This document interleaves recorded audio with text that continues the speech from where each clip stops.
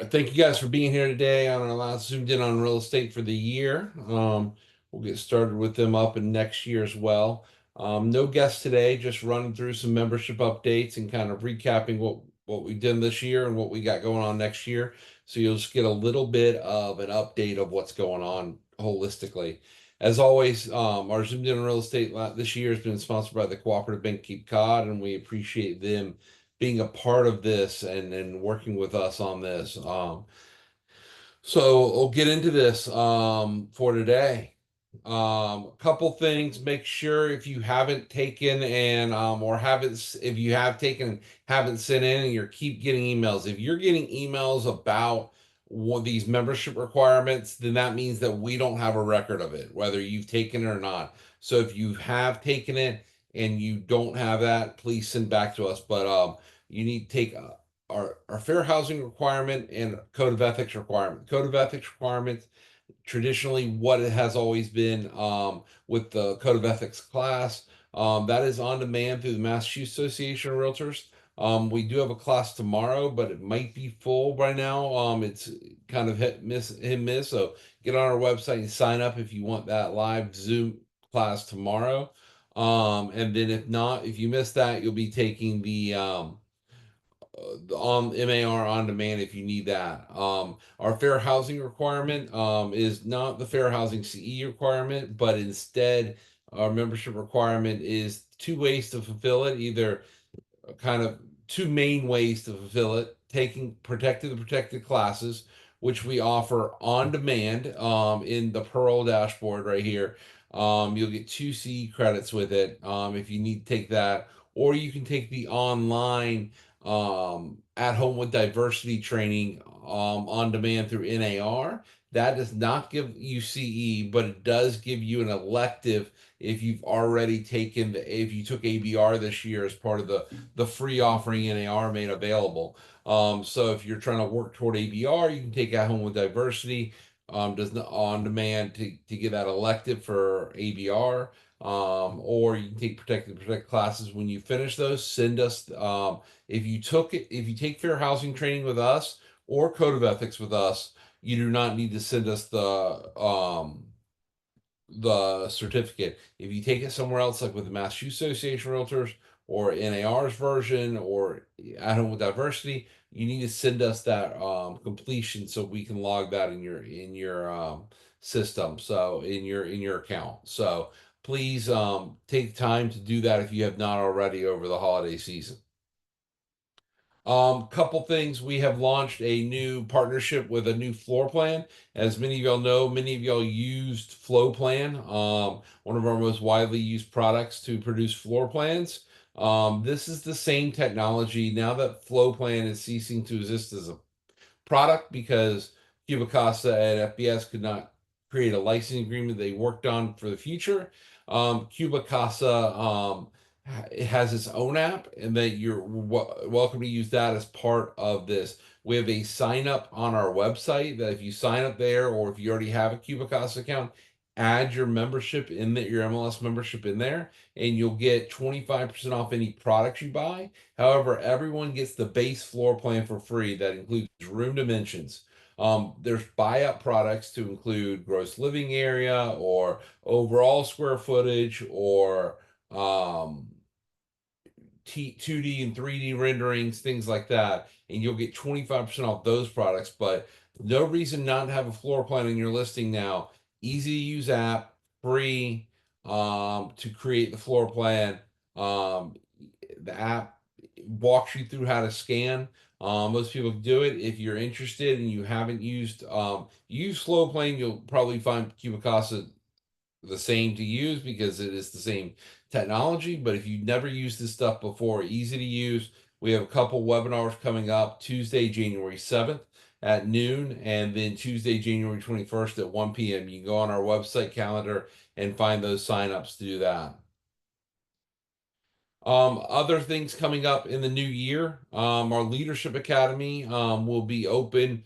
Applications will open in January 2025. We've revamped it a little bit this year, as we do every couple of years, to keep it relevant and content refreshing. So Take time to look at that schedule if it's something that you've been interested in doing. If you've already taken our Leadership Academy and been part of it, great.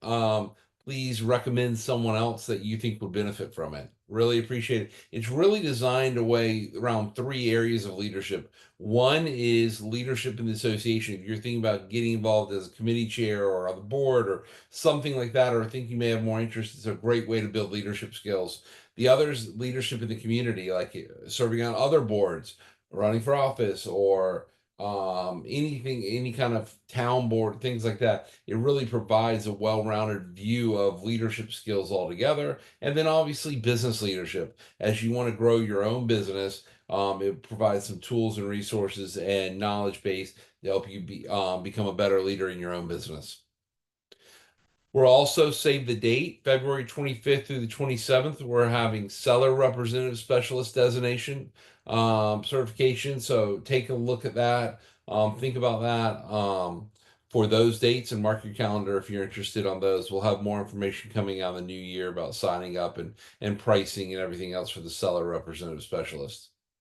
Also, just wanted to plug this on your radar. We've already have this scheduled March 17th, financial wellness for realtors webinar.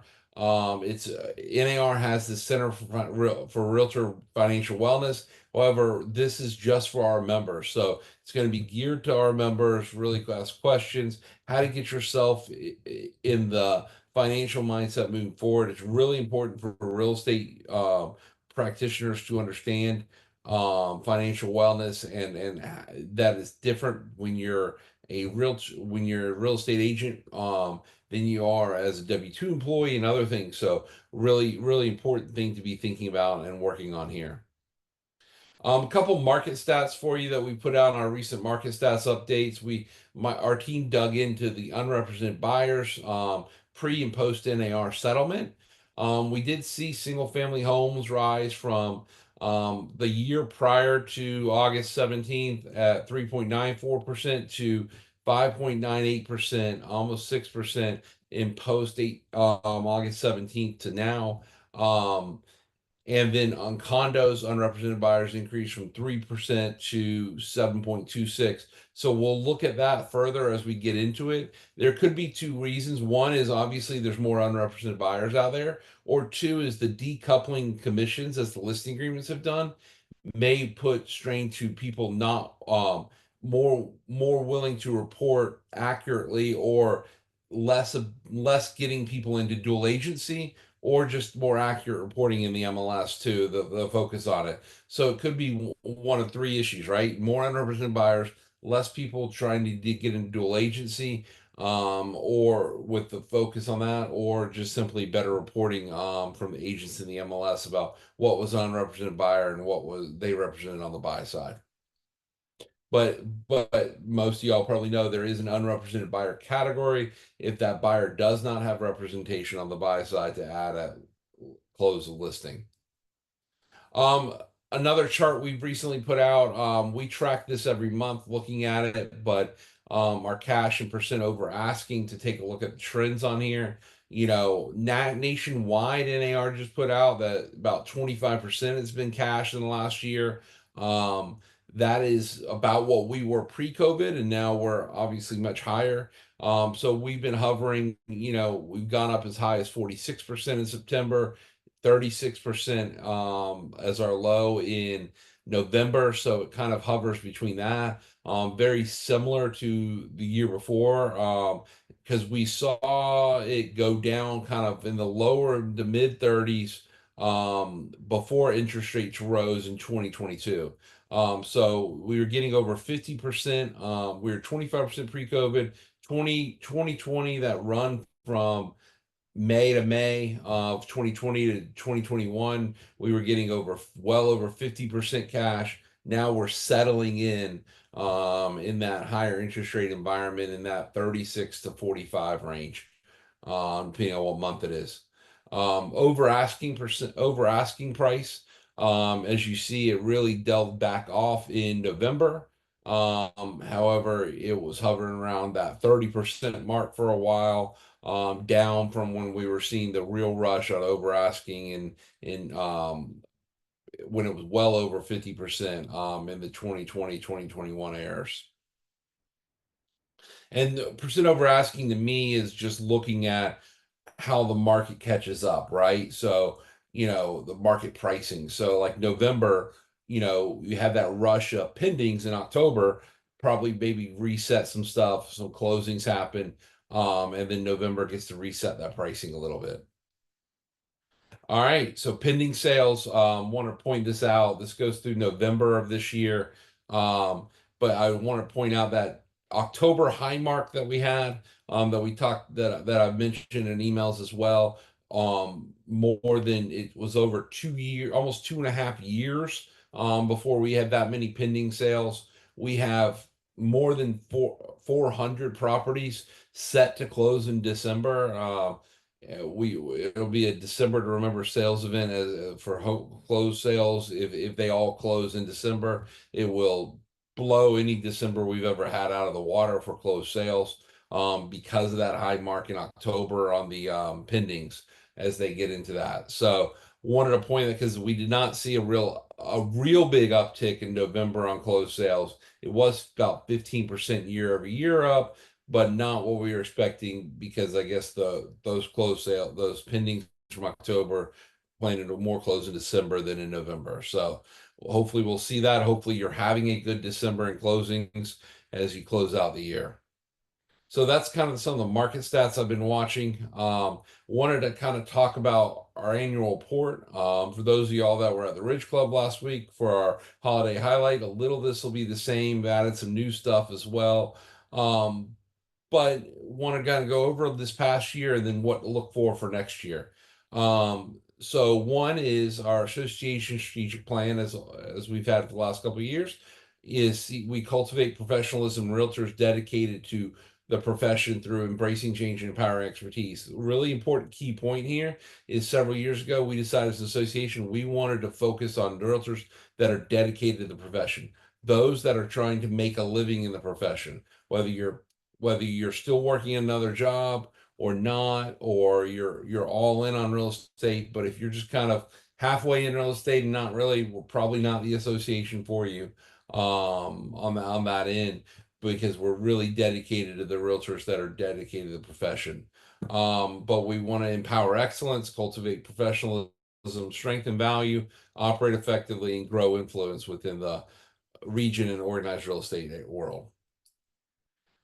So right now, as of no December 1st, we had 2,353 realtor members, which is the lowest mark in my 11 years here, 10 and a half years here at the association, the lowest amount of realtor members we've had.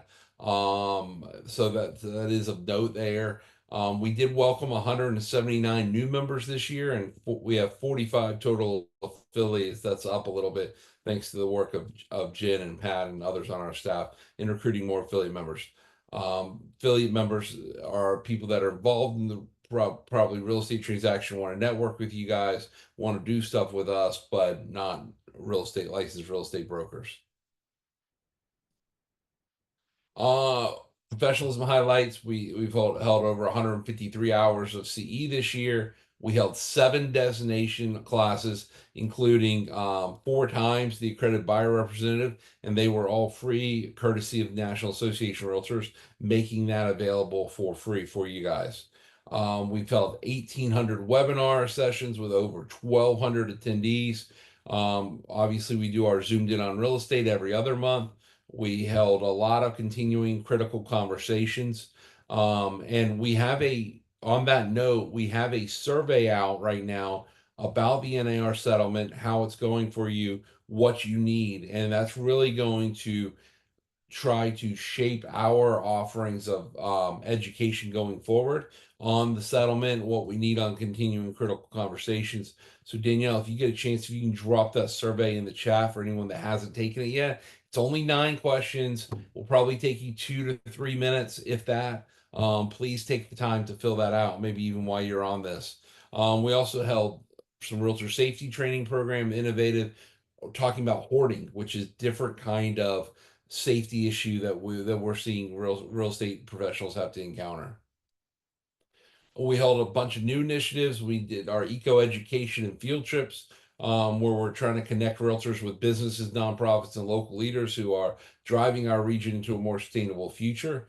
Part of that was we had 197 total attendees in our eco education side, whether it was the ADU field trip to Backyard ADU, talking about the new law there and how energy efficiency and some of these ADUs, prefabbed ADUs from Backyard ADU are working as a company. Field trip to the septic facility testing site in Bourne, looking at some of the new innovative alternative septic systems out there. We held a conservation class on native plantings, and we had a waterways conference looking at what we're doing to clean up our waterways. Additionally, we also had a event at Cam Appliance talking about the new building codes, and what fossil fuel free kind of kitchen appliances would look like, and some of that and stuff as we try to really drive advocacy and public policy into professional development as well. So a couple other things we did. We've launched on new on demand course in addition to protecting the protected classes that we had on demand for the year before. We launched fundamentals of Cape Cod and Islands real estate CE course. This is a 2-hour CE course. It's on demand inside the Pearl platform. All new members are required to take this, but it's also available for all our members to take it. So if you're looking for an on demand CE course, really geared toward Cape Cod and Martha's Vineyard and Nantucket real estate, we encourage you to take that. We held a member open house and professional standards training back in April as well, on our Let's Get Ethical event. And then we've done so much member engagement on and program activity, whether it was broker roundtables, we had really good conversations, realtor roundtables, and some broker and attorney roundtables. We held a great amplifying equitable housing on Cape Cod event back in March. We had our Zoomed In on Real Estate Live Summit, navigated great, our summer soiree highlighting who we are as realtors. And as part of that, a lot of our programming is funded by the National Association of Realtors. A lot of things we do. So we received over $67,000 back from NAR through grants this year to help us run programs. As I get that question a lot, well, how much is NAR helping us on stuff? Well, like I said, over $67,000 in grants, and that's not including something else I'm going to mention later on, some polling they're doing for us right now, which is probably another $15,000 to $20,000 value on top of that. So we had a great leadership academy session this year, 16 participants. Like I mentioned before, our applications will be out in January for that. So please, if you're interested, take a look at that, or recommend someone. We did a great passport to leadership event as well, where our staff really leaned into the theme, and really appreciate them for that. Talking about all the ways you can get involved and engaged with us going forward in the future. Some market stats highlights for as we wrapping up the year. This is not through the end of the year, obviously, but looking around 2,574 MLS participants, subscribers in the Cape Cod and Islands MLS.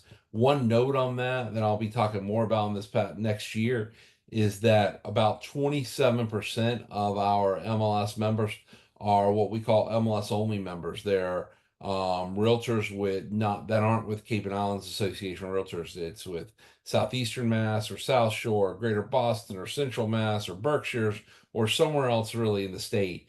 And that number has really grown up as far as the portion of the membership. They pay a higher fee for MLS access than CCIR members do, but just kind of pointing that out, that's really reshaping the market and probably stuff that you'll hear me talk a lot more about in the next couple months.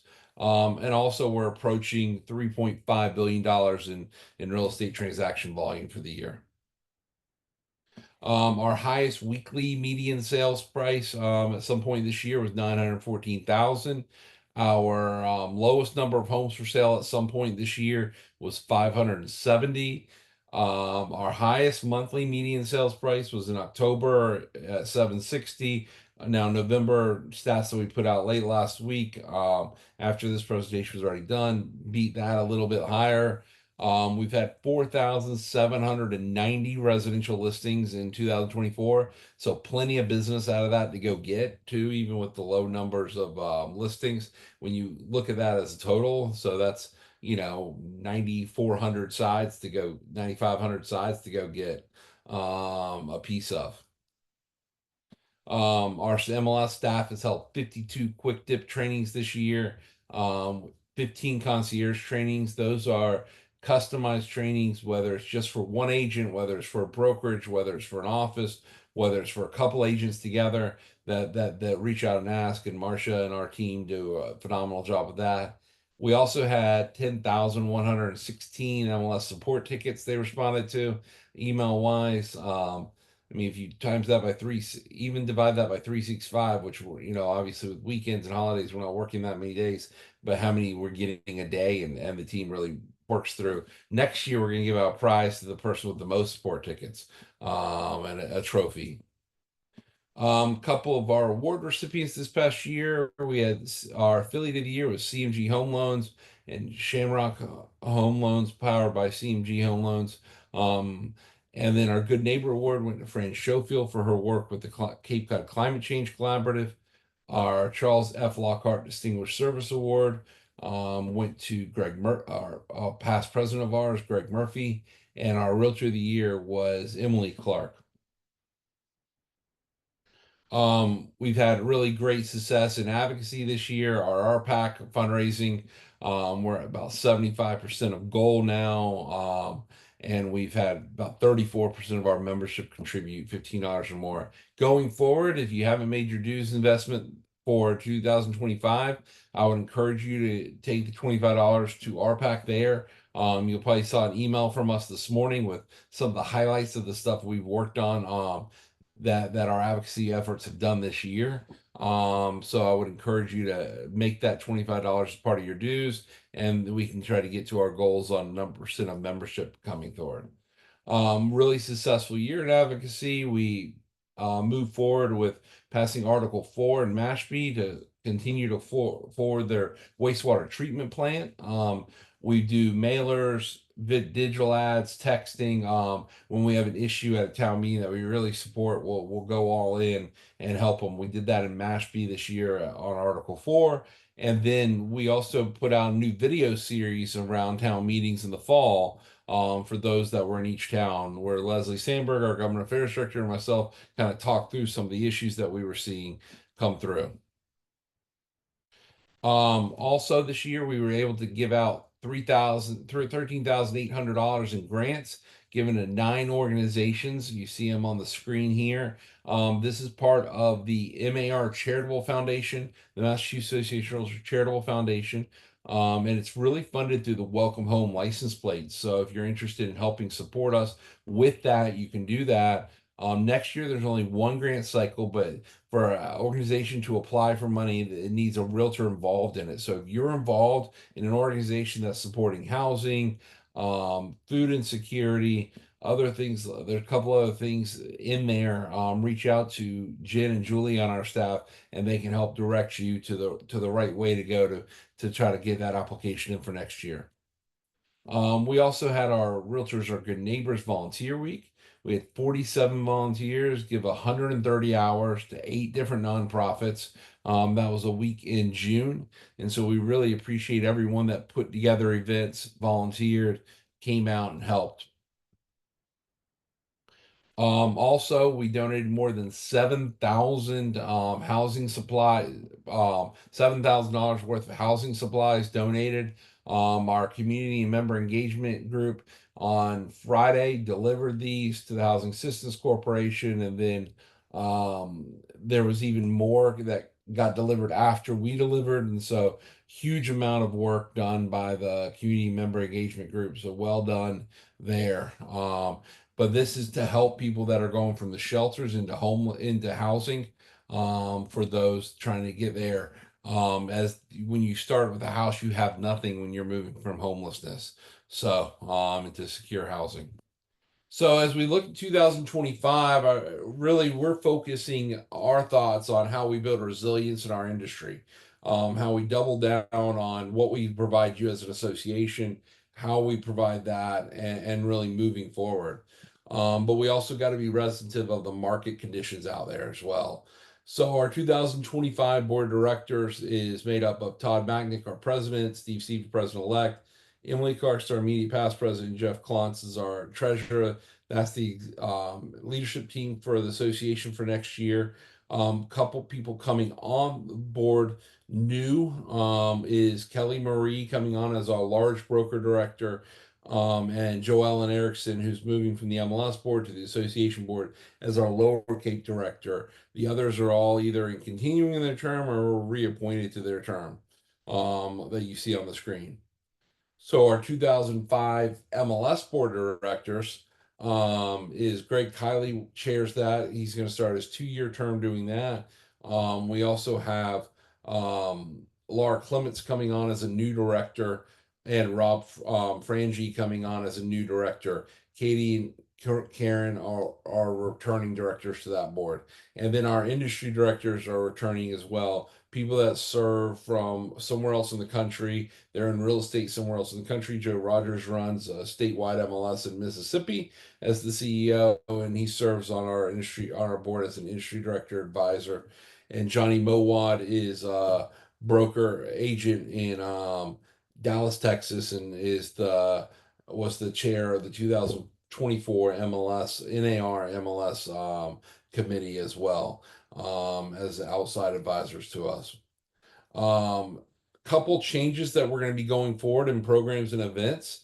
We're going to be replacing our conference, so don't be looking for that one full day live conference that we do normally in April or May.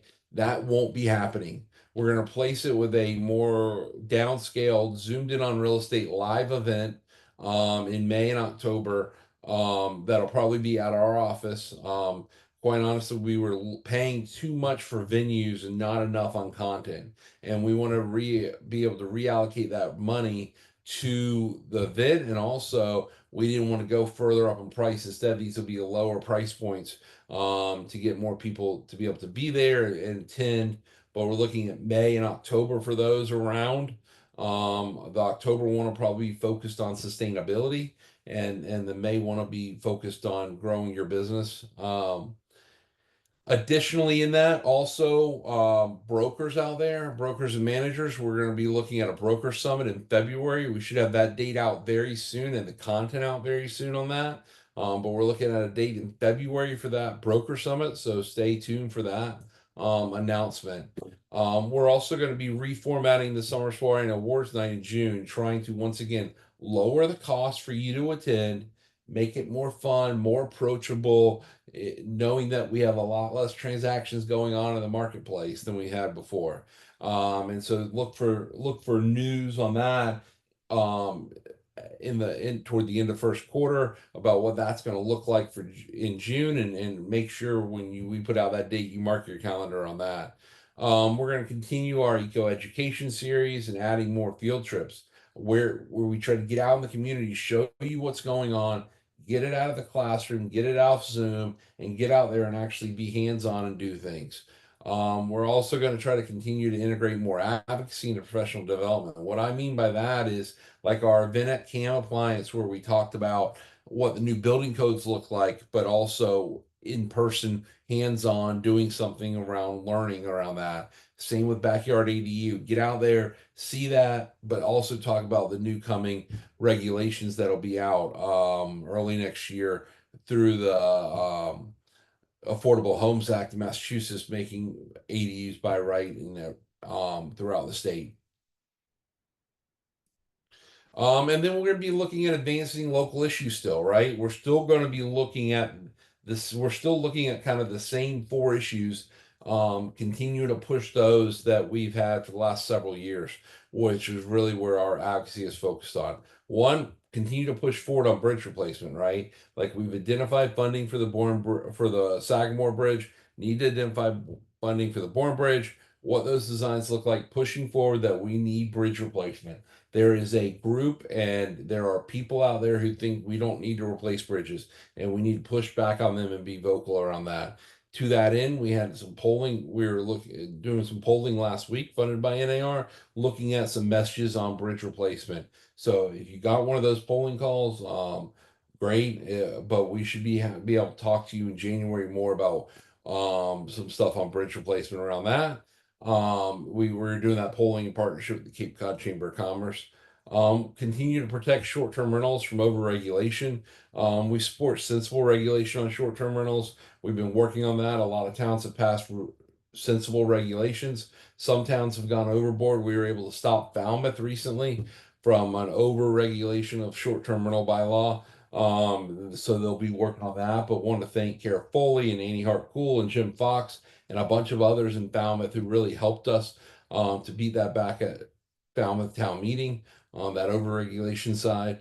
We're going to continue to advance housing affordability issues and connect the dots for policymakers. What we've seen is that policymakers, whether you're a town board or a select board member or wherever, aren't connecting the dots between what they're doing, not directly on housing, but how it affects housing affordability. Whether it's a conservation issue or a board of health issue, their decisions are making housing less affordable. And so we've got to do a better job of connecting those dots for policymakers to show them where these other policies are hurting housing affordability issues, as we've tried to advance how zoning reform and other issues that really bring housing affordability to the forefront.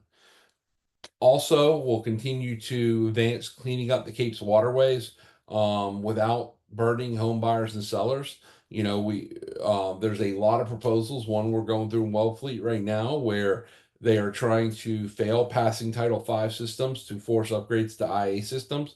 We agree that IA systems are probably where the future is going, and if you're not in the non-sewered areas, in the non-areas that are planning for sewer, but you don't want to burden that home buyer and seller, right? By doing it at transfer trigger, there's other more equitable ways to get to that point, and that's what we're trying to discuss with Wellfleet right now. And then on the MLS side, I think you're going to see really where we try to enhance cooperation and enhance data. So we're going to be rolling out new technology products to facilitate more cooperation and make transaction more efficient. I've said this a million times. With compensation out of the MLS, you really need to double down on cooperation and data. Compensation may have gone away, but cooperation hasn't. You still have a duty to cooperate. And so, where can we help that facilitate more cooperation, either on policy side or on a technology product side? And then where can we make the transaction more efficient? Where are those tick-ups between the buyer, the seller, the buyer agent, listing agent, where we can create a more efficient transaction through technology products for that? We also want to integrate better, deeper, and more comprehensive data into the MLS platform. You'll see some announcements on that early next year as well. And then really you got to remember to reset what MLS means in the new era of real estate. Is it a data utility now? Is it a marketing platform now that distributes your listings everywhere? What is it? Is it a combination of both? And really talking about what MLS means in this new world is really where the MLS board's going to be looking at over the next year. So that's just some of the stuff that we're talking about to give you a preview and outlook for what we're having come up next year. Really short, zoomed in on real estate today to end the year, but really just kind of setting that stage for what that looks like. We're going to really be talking about more as well. Some of the trends going on in the real estate industry as we go forward. Brokerages are being hit hard. There's very little profit margin in brokerages. We're going to continue to see consolidation in brokerage world. So what that means overall, the Cape's actually been a real leader in a little bit of that brokerage consolidation marketplace. From the rest of the country is just kind of catching up. And so we're going to dive deeper into some talks next year about what that means, how that impacts us, what those numbers look like for us and around the country. But really focus around those industry trends that we're seeing, how it's relevant to you in the Cape marketplace, and how it's relevant to you going forward, so you can figure out your business moving forward. So those are really the issues that we're going to be talking about as we go forward. But wanted to kind of give you that preview out there right now. So I appreciate you guys being on today. Short one today. Always reach out to myself if you have questions or input on things you'd like to hear more about. We love that. So please reach out to myself or Jenna Ramondi or Danielle Smith on our staff or Marcia Sterling or anyone on our staff around that. Or MLS stats that we talked about, some of the ones we track internally that we try to make available to you. If there's other ones, reach out to Marcia or myself about what those stats are that you'd be interested in. But we're really planning a reboot of programming for next year, to really provide y'all some real relevant information. So thank you guys for taking the time to be on today. We appreciate it, and we'll catch you in the new year.